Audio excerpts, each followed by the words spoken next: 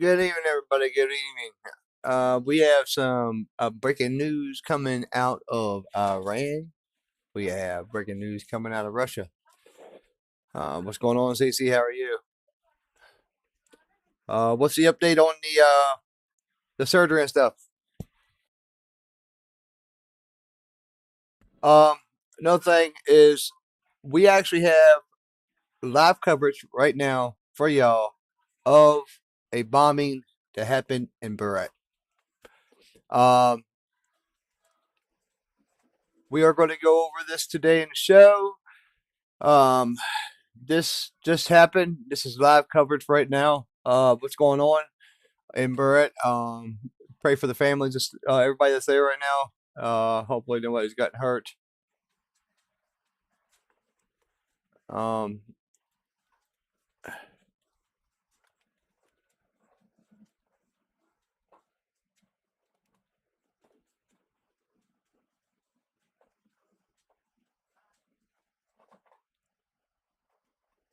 I'm sure the Libyan government is.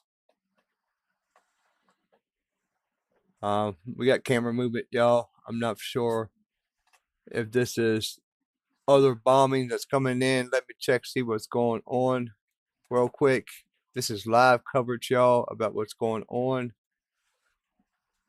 Um,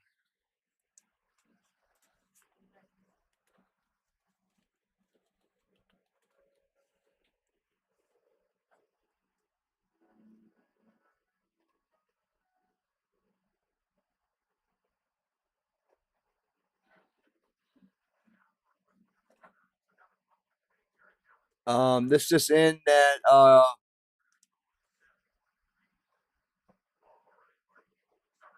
Iran has actually launched a ballistic missile attack against the EAU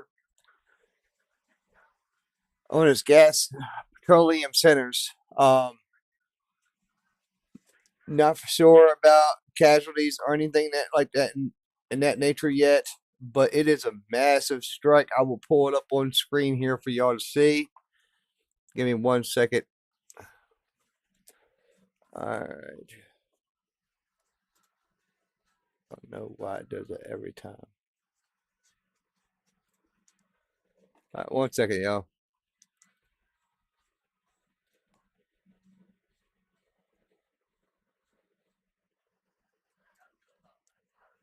Okay.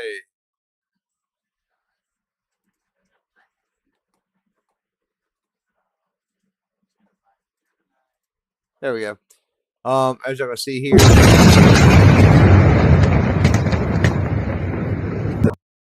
Vamos a ver. ¡No!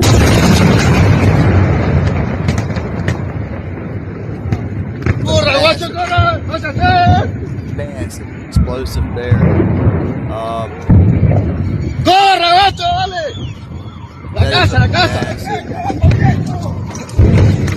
¡Bajo techo, corre!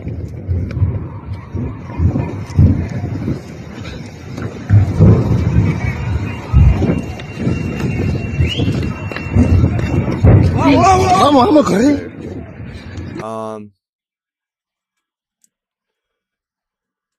U.S. and allied forces. This is from Tehran Live News. U.S. and allied forces in the Gulf region are on high alert, while Iran has repeated warnings of a strong response to any new attacks. Now, 1 second, I'm reading a comment on the live stream. I appreciate that. Love y'all as well. Appreciate y'all dropping in, watching the show. CC, you and the fam. Really means a lot. If you can share the channel on your social medias for me, please. I really appreciate it. More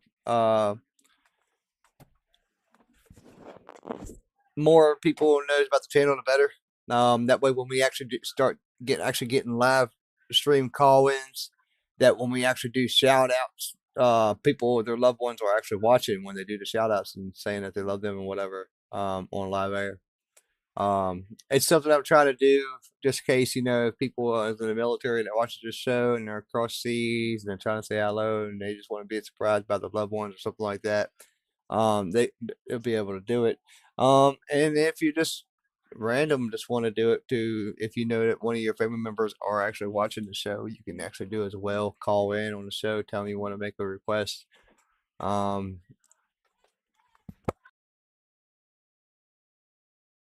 and we'll do it as well. Also, we have drawings coming up on YouTube. Once we hit 500, we're almost there, y'all. So we only need like I think like 120 some more, 130 some more. I'm not 100% sure on that to go back and look. But yes, so once we hit 500, we will be having drawings for a headset. So don't miss out. And I will be letting y'all know what type of headset and everything else at a later date. So make sure y'all keep in touch with that, and make sure y'all drop in on all y'all social medias and actually share it.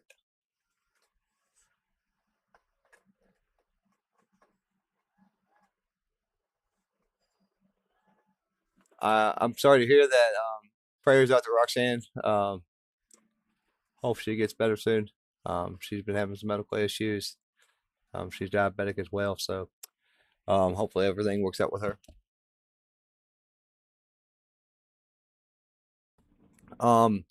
Moving on to the show, we actually have news that the next 72 hours for Iran is very crucial. So, I mean, you can only take so much, and then so much is going to start coming back to you. So, I mean, they've been doing this for a while now. So, um, they need to get things figured out here so they can actually start opening up the strait. I know it don't really matter about the strait, man, but we are feeling it here at home. Um, I mean, gas prices are ridiculous. I know they're coming down, but they're not coming down to where they was at. I say we need to get this little excursion over so we can get back to making money and get back on the right track. Let me get yay or nay in the comments and let me know what y'all think about that. Do y'all think that we should continue to do diplomacy and just keep the blockade, or do you think we should just go in full force and just say heck with it and just do a couple week mission and literally go in and get the enrichment, take it out of their hands, and destroy most of our sea while we're on the way? I mean, that sounds like a great idea. I mean, I don't know about y'all. Y'all let me know what you think in the comments. All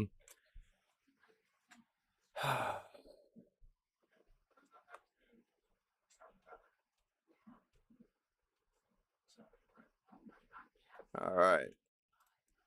So, we've seen that. Let me get this pulled up. Oh.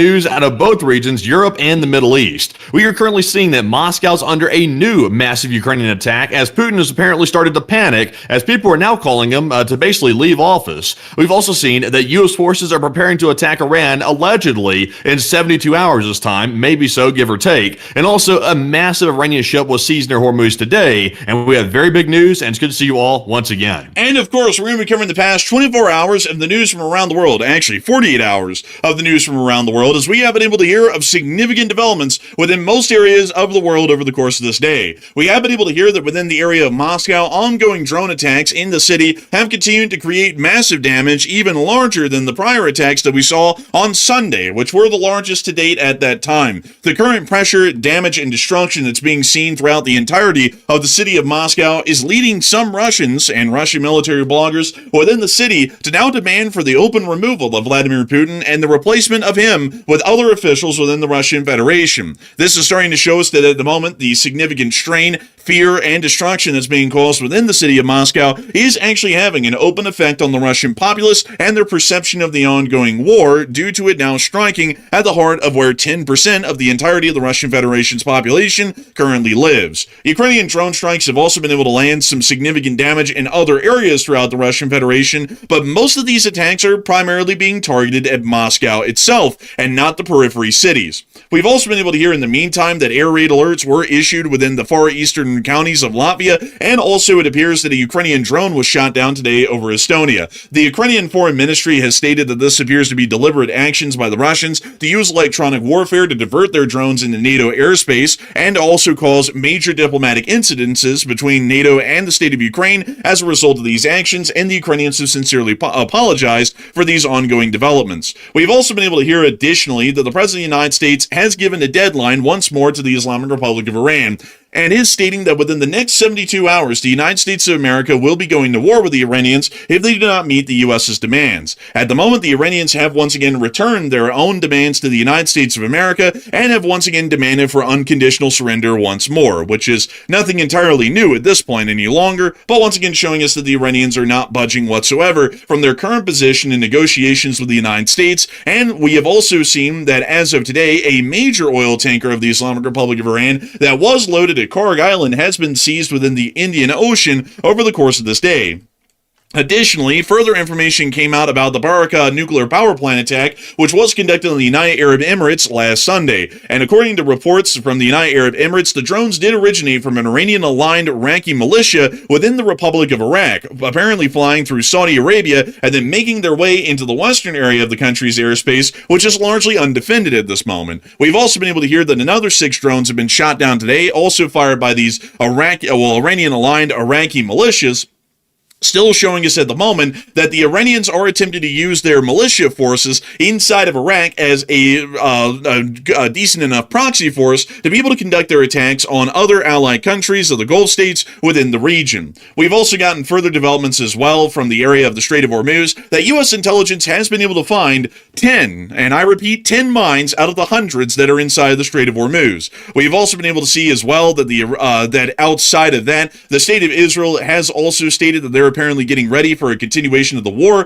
with the Islamic Republic of Iran, and this also came at the same time as Netanyahu had a tea party, and therefore the corruption hearing had to be canceled once more due to important governmental events and all. Sipping on tea is very important. We've also been able to hear additionally that the People's Republic of China has apparently been found to be helping to train the Russian Federation's armed forces in drone warfare and drone warfare usage, as several hundred Russians have been trained in China and then were found to be operating drone forces on the front lines against the Ukrainian state just recently. We've also gotten some more developments out of Europe today, as we have been able to hear announcements from the United States that they are in the active process of withdrawing U.S. forces from the region, which was finally given as an official announcement to NATO today, and is now giving us a real reason as to why all of these forces are having their deployments canceled as a part of the Atlantic Resolve rotational divisions and also other support forces that were based inside of Germany. We have also been able to see that the United States is preparing to indict the former president of the Communist Cubans here very recently, and we've also been able to see some other significant developments coming out of Washington, D.C. over the course of this day. But nevertheless, we have absolutely massive news coming out of almost every single corner of the world over the course of this day. And we are going to be making sure to get through all of this news, starting with our largest stories first, and then moving our way on down into the smaller stories throughout the night. And I've got to say, folks, that today, like every other day, we have quite a lot of news to go through. So make sure to strap in and relax, because we're going to be getting through a lot of it, and also don't let it relax. Man, I don't know about the people relaxing to this news today, man.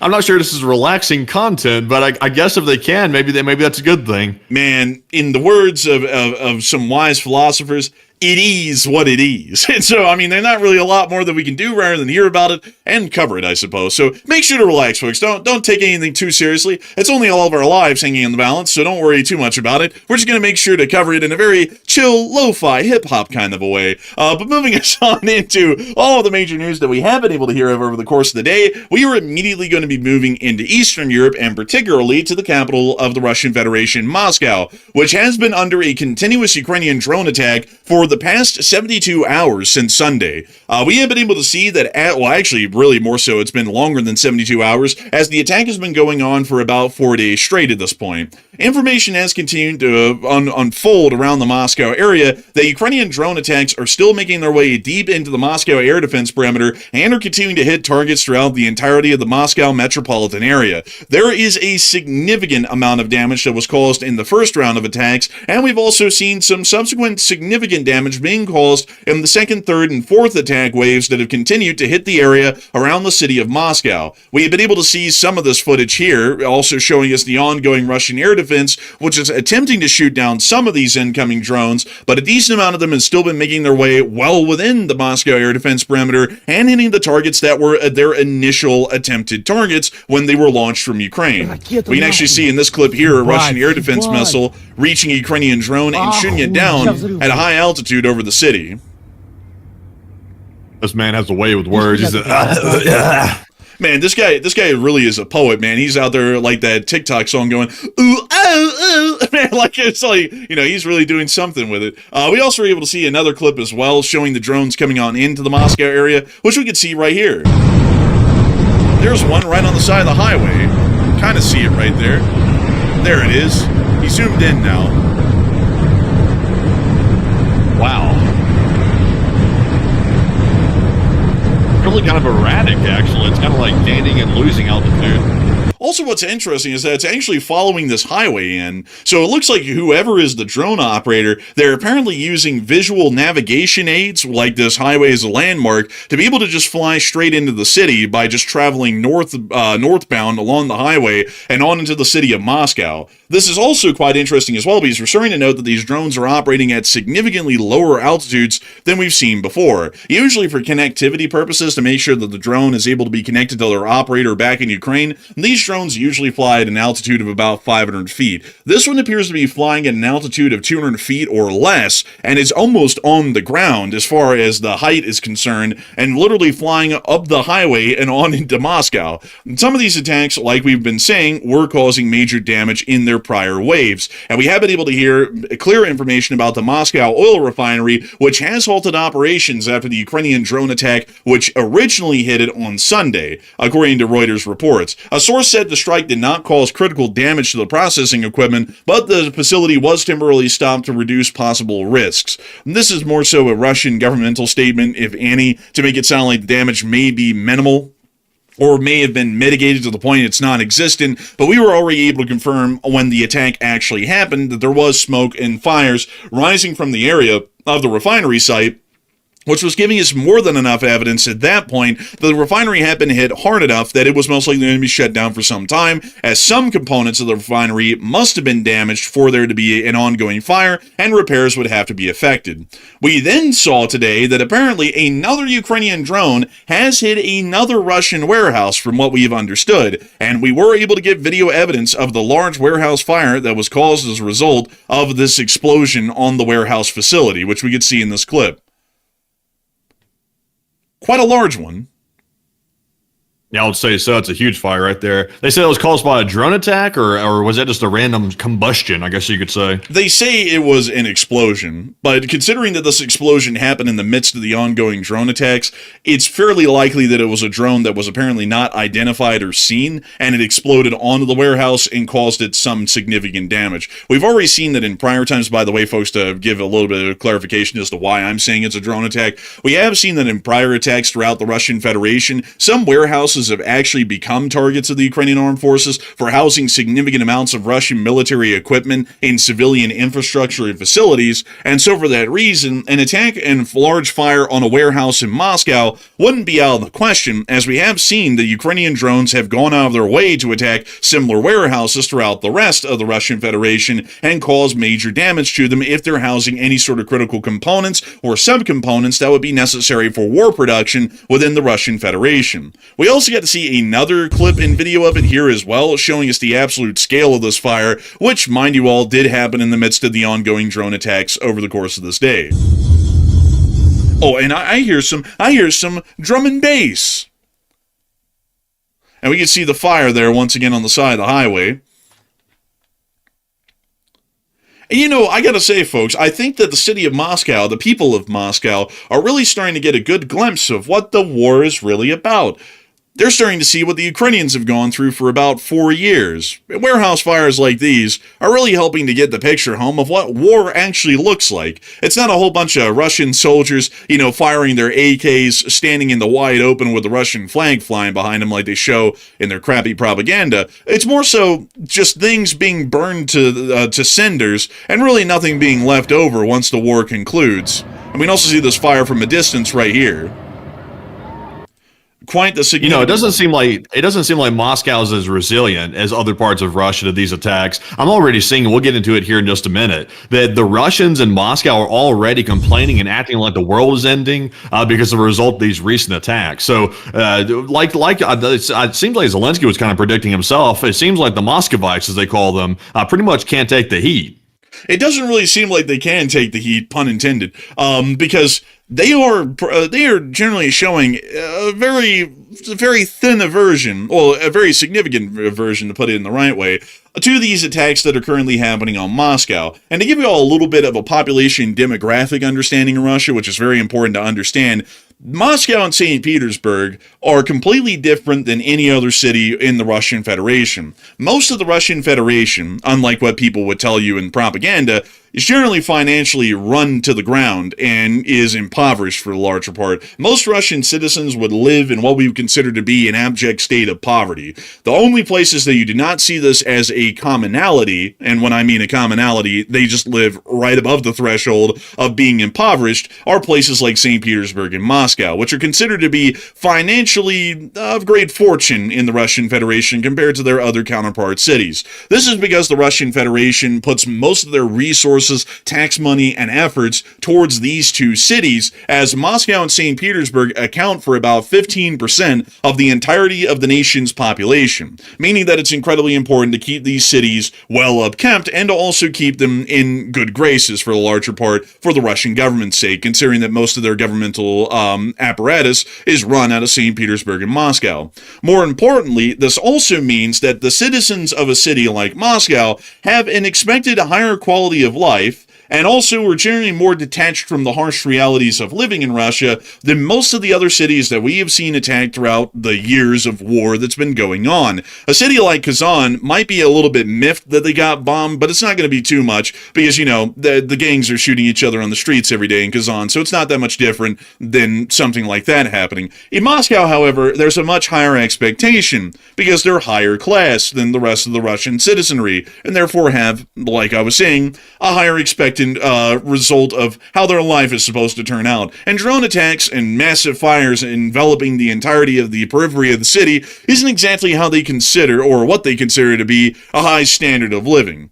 We've seen that some military bloggers within Moscow are not taking this well at all. And to read you all one of them, this is from Shestoy Devi, or Din, or something along those lines, which I don't know what exactly that means in Russian, but the second word means day. Outside of that, though, this is what they had to say, and they're a fairly significant Russian military blogger. Putin still hasn't addressed the Russian people today after the Ukrainian armed forces carried out the largest bombing since the Great Patriotic War, targeting the country's capital. The entire elite is pretending nothing has happened. Some are too afraid to leave their bunkers. Others don't want to draw attention to themselves during wartime by appearing in public. But maybe we should finally ask ourselves, why do we need a president who's afraid to be with his people during a war he himself initiated? Does he not know how to win it, how to end it, how to exit it? And is he just stalling for time in the hope that everything will resolve itself? But is this how leaders and commanders behave? Do they hide in bunkers when their capitals are being bombed, or do they stand with their people in the most difficult moments? Putin is afraid and unwilling to risk himself, which is why he doesn't visit Belgrade, Kursk, Tuapse, or Crimea. Putin is too scared to appear on Red Square after May 9th without security guarantees from the U.S. president. So if he is afraid of everything, maybe he should just step aside and let others take his place, those who aren't afraid of bullets and historical challenges. Yikes, that's crazy. Also, they're calling him out directly for not visiting the front lines, Belgrade, Kursk, etc. That's something that Ukrainians have been saying for a long time. They'll say Zelensky's willing to go to the front, but Putin, they call him the bunker boy, of course. He won't step out of the bunker for a single day. It looks like the Russians are now repeating those words. It appears that everybody's starting to catch on to that one, especially after that week showing on the May 9th Victory Day Parade, which, to be honest with y'all folks, I didn't believe that this would be the case, but the Russian Victory Day Parade was viewed so poorly by the Russian public, we're starting to see way more tremors in Russian society as a result of the May 9th Victory Day Parade and how that unfolded than we ever saw beforehand. A lot of people, while we're not seeing, of course, any open rebellion at this point, a lot more people in Russia are beginning to feel a lot more comfortable with speaking their mind, apparently seeing how weak the Russian government looked symbolically on the May 9th parade than we did before. And so now they're starting to see that loads of people are making comments like these, and this person here in particular continued on. No, but why not? Let's make, for example, Sergei Kiriyenko, the president of Russia. Yes, he's from the entire Kremlin clique, but at least he's not afraid to visit the Donbass with a gun in his hand, unlike Putin, who last visited Belgorod when? And he's not just visiting the front line, he was the first to call the war in Ukraine a full-scale war. Plus, he has good roots that can help improve relations with Ukrainians and Israel against the backdrop of Putin's failed strategy. And then it moves on into some other stuff here. But moving on from that. Oh my God.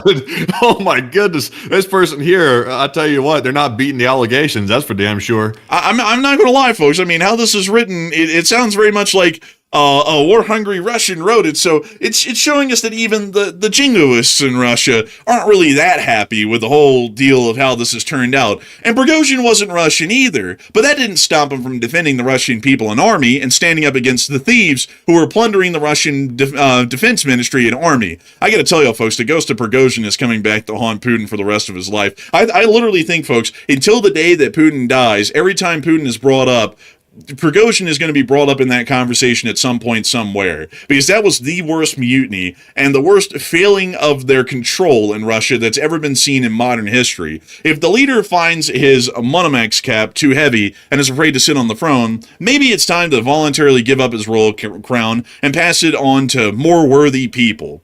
And that was a statement from a military blogger in Moscow. So this is what the Muscovites are starting to think, well, from what we're generally understanding in the city population, is that Putin is not able or capable of leading the Russian Federation, not because of how badly the war is going, it's really because of how badly things are now going for the city of Moscow at this point.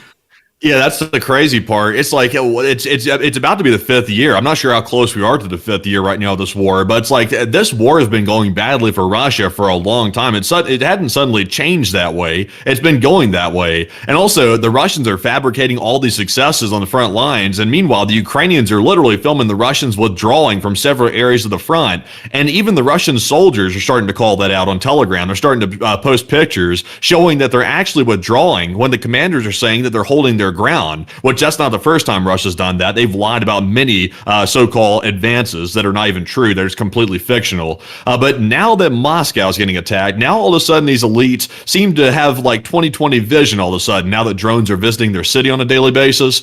My question is this, though. How long is Ukraine going to be able to keep this up? Because these are some pretty large attacks, and these are using a lot of munitions, a lot of drones, and also we're hearing, and we saw yesterday or on Sunday, that they're using the Bars cruise missiles to attack Moscow as well. So I know they're manufacturing a lot of drones, but I don't know if Ukraine can keep it up at this rate, because this is a pretty large pace. I would have to say, I don't really know how much longer they're going to be able to keep up on this either. And also, folks, I have to explain a little bit of the dynamic that goes on in a lot of these authoritarian countries like Russia, where you see that these dictatorships rely heavily on a self-contained bubble, where their government is able to exist in relative stability compared to the rest of the country. Most of these authoritarian countries that you see around the world usually house their capital within the largest and most prosperous city in their country, and there is a very important reason for that. It allows for the central government to have control over a very large part of the populace, usually the part that's supposed to be the most loyal to the government, and they're also able to create an artificial bubble of prosperity around their capital that isn't really reflective of the situation in the rest of their country. That ensures that those people are supposed to be loyal to the government remain loyal, they're able to keep an eye on all of them, and they're able to keep the situation relatively stable where the government's actually at. To put this into a fairly similar sort of a perspective, just to name one authoritarian country that's very similar in this, but far more draconian in practice, is North Korea. North Korea's major city is Pyongyang. There's no other city in North Korea that even gets close to being the size of Pyongyang, which has, I believe, about a few million people within it. I think it's around 2 million people or so. The city of Pyongyang is where all of the government's most loyal members of the party live. You have to be a staunch loyalist to the Workers' Party of Korea to be able to live in Pyongyang. And Pyongyang, much like Moscow, is created as a contained bubble. Pyongyang is a lot more prosperous, a lot more secure, and a lot better to live in quality of life wise than any other city in North Korea. That's because that's where the North Korean central government operates out of. And that also gives them a barrier to the actual people of North Korea in places like, say, Pyeongseong, just a little bit to the northeast. Say, for example, that the North Korean government was hanging out in Pyongyang, and for some reason the situation got so bad in the countryside that an open revolt happened. Well, it's not directly on the government's administrative and functions and facilities, so that means that they have some response time. It's also not in the capital either, and the people in the capital are generally contained from the normal suffering of the rest of the country, so they don't really have that much of an understanding of what's actually going on elsewhere. So if the folks of Pyeongseong want to create a rebellion, and then they want to start marching down to Pyongyang to do something about it, the North Koreans will just put a blocking unit on that highway and slaughter as many of them as they need to until they start running away, and then they'll track down the ones who ran and execute them as well. Most authoritarian countries, if push comes to shove, operate in that sort of a principle, to where they have to keep some level of stability within their capital because if the loyalty of the citizens of the capital begin to waver, then the government and its daily functions are in the midst of a viper's den, to where at any moment a revolt could happen and basic government functions at the very top could cease. Yeah, it's actually worse in Russia because in North Korea, they've been living through decades of oppression, like oppression to the level that Russia's really never seen before. Russia is, I would say, and it sounds weird to say it, but Russia is more free than North Korea. They're allowed to have free thought. They just simply can't vocalize it. In North Korea, they're scared to even think the wrong way inside of North Korea. They're that cracked down on that literally they snitch on each other. They rat each other out like it's like the book 1984. So it's probably a lot harder in North Korea to get away with something like that than Moscow. That's why we saw Prigozhin's coup come pretty close to success until Putin got a hold of his family members, and then all of a sudden that brought it to an abrupt end. So I would say in Russia the risk is a lot higher. So I'm sure Putin freaks out probably a lot more than Kim Jong-un would if something similar, even by happenstance, happened there. Yeah, I would have to certainly agree. And on top of that, folks, if the public becomes unstable in a capital like this, which is definitely a lot more possible in Moscow than Pyongyang, if they become unstable, they could start to protest. And that isn't that big of a problem, to be entirely honest with you all. If Putin wanted to, he could just order a couple of brigades in the streets and just execute thousands of people and have them go back into hiding. But then the problem is, how loyal is the army? Because if the public is starting to revolt or protest against the government, the army could hop in at any moment if the loyalty of any of those officers is questionable in any of the barracks or forces or bases around Moscow. If their loyalty is questionable, they might turn coat against the Russian government, side with those protesters, and have a lot of public support in their attempted overthrow of the Russian government. And coups are very confusing, very hard to follow, especially when you're on the ground in the midst of one, and that would give them a lot of momentum and possibility, along with the support of the public, to overthrow Putin, and other military units might not stand in to stop it. So this sort of a situation could be lethal to the security of the Russian government if the loyalty of the Muscovites continues to waver like we're starting to see right now. And a lot of people are actually talking about this in the poll that we've put up. And Matthew, what are people thinking currently about the situation and what the Russian government's response will eventually be to this ongoing, developing boil that's now beginning to occur inside the Muscovite city population? Okay, so right now the poll question asks the question. It says top Russian voices are calling for Vladimir Putin's removal due to recent Moscow attacks. So what do you think is going to happen as a result of this? Because it's not the first time we've heard people call for Putin to be removed, but it appears to be it's gaining steam. And also the statements are getting more and more extreme, demanding that Putin step down because they're saying that he doesn't know what he's doing, that he's not able to protect Moscow, and for that matter, the frontline situation is getting worse. And now the Russians are admitting that, now that they're under attack directly in their capital city. So what's going to happen? 60% said Putin will start a new crackdown. All right, so it's not about it's not about Putin that don't know what he's doing. It's just Ukraine knows the area. so well. I mean, they see stuff on satellite, yeah, and they fly drones around and see the landscape, but they know like the landscape like to the T. Well, plus they've been fighting on this place for 4 years, almost 5 years now. Excuse me.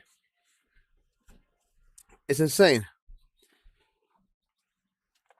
I mean, y'all let me know what y'all think in the comments. Let me know what y'all think. I want to see the comments blowing up.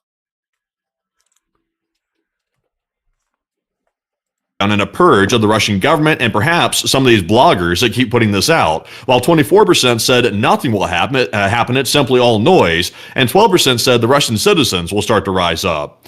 And at this point, like I said, this isn't completely new. Over the last 2 months, we've seen several different bloggers call for Putin's removal, and they're also calling him incompetent, which is honestly the truth. But, everybody's scared to say that inside of Russia, because if you say that, you might find yourself in a hospital bed, tripping out of the 10th story window. So nobody really likes to say that out loud. But now all of a sudden, people are taking that risk, which tells you they are very much freaked out inside of Moscow, and they are not resilient to the war being brought to their home turf. And that's what we were talking about the other night. We had said maybe what Zelensky's trying to do with these Moscow attacks is to put pressure on the people inside of Moscow to then put pressure on Putin. And that's working a lot quicker than I thought it would. It's working very quick.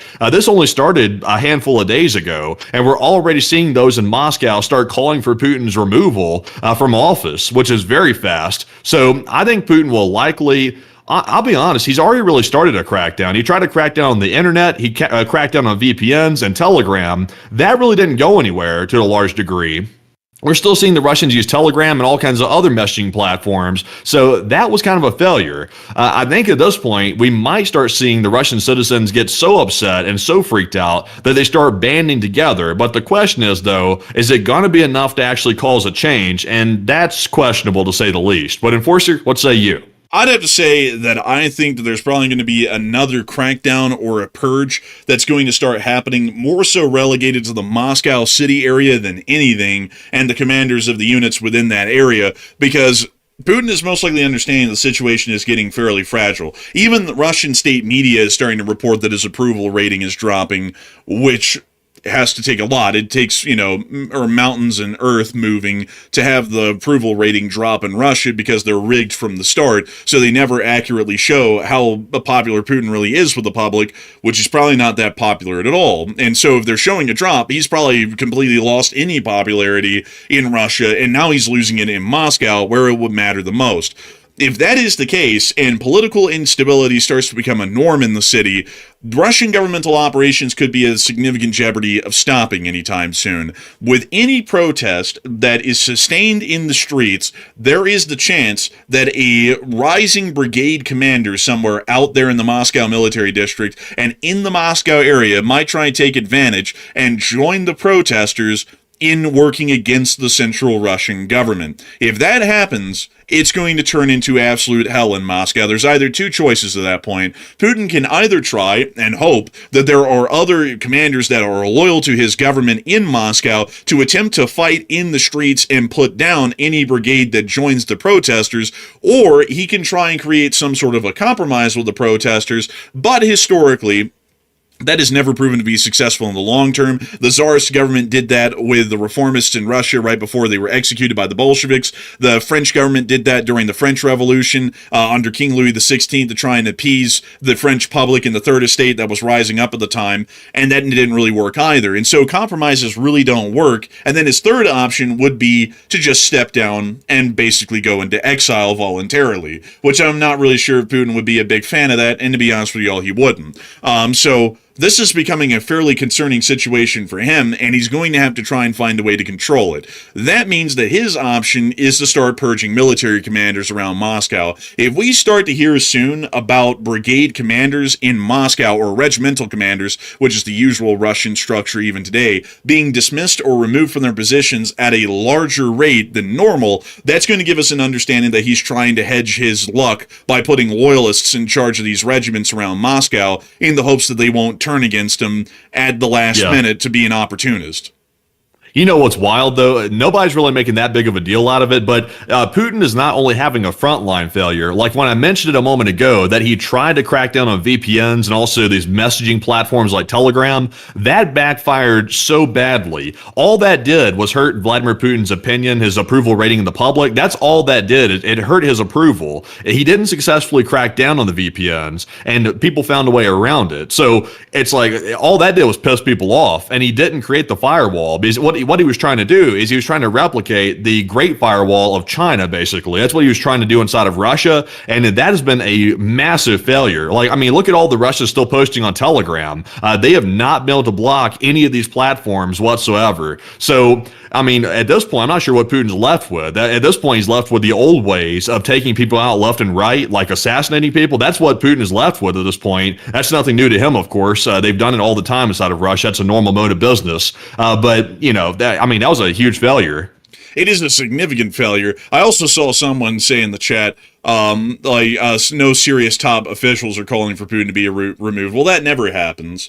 That would be a bit of a historical misconception because those people are usually under constant surveillance, so they never get a chance to actually try and go up against the Russian governmental apparatus as it exists. They are looked at by Putin, and usually in most authoritarian governments, as the main possible usurpers of any sort of political power that's held in Russia at the moment. So if there's any wavering of loyalty in amongst those people, they're usually removed from their positions rapidly and then disposed of immediately afterwards. It's the people that are way lower down that you don't hear about that end up being the significant perpetrators of, say, some sort of a government change or an overthrow. Let me remind you all something here really quickly. Who in the world, Matthew, was the first president of the Russian Federation? It was Boris Yeltsin. And you know what was interesting about Boris Yeltsin is that during the time of the drink. He was fond of the drink. Like, that's an interesting fact. Like he loved a good bit of vodka. They found some blood in his vodka streams inside of his body. That's actually kind of crazy. But outside of that, one thing that was interesting about Boris Yeltsin, folks, and this is what's going to shock a lot of people, when the Soviet Union was coming to an end, Matthew, and Gorbachev was the premier of the Soviet Union, who in the world was Boris Yeltsin at that time, and what political position did he hold in Russia? I mean, he was, I can't remember his exact title, but wasn't he basically the leader of Russia, basically? He was the mayor of Moscow. Aha. And he, as the mayor of Moscow, and remember everyone, it's the Soviet Union, so not just Russia is a part of the Soviet Union, it includes all of the Central Asian countries of the Stand series, and everything in Eastern Europe as well, including Ukraine. And Boris Yeltsin, the mayor of Moscow, was able, as an underling, which was not considered to be a part of the internal Soviet governmental structure of the Soviet Union, he was just the mayor of Moscow within the Soviet Federative Republic of Russia. He was able to usurp the Soviet government and oust Gorbachev and have himself installed as the first president of the Russian Federation. And so it can always be, folks, never look at the top names that surround Putin and his government right now. Those people are lackeys and loyalists. They're never going to be the ones to actually usurp his power. They're probably going to go out with him. Always look for the lower named nobodies that don't really appear on the radar right now because they're almost all.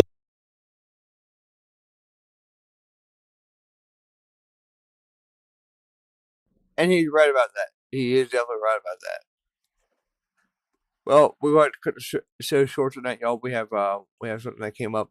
I apologize. We will be back on tomorrow night at 10:30 Eastern Standard Time. Make sure y'all don't miss it. We will be having live stream call-ins then too as well. We didn't have no call-ins tonight. That's all right. I understand. Some people don't want to be heard, but we are still open for call-ins tomorrow night at 10:30.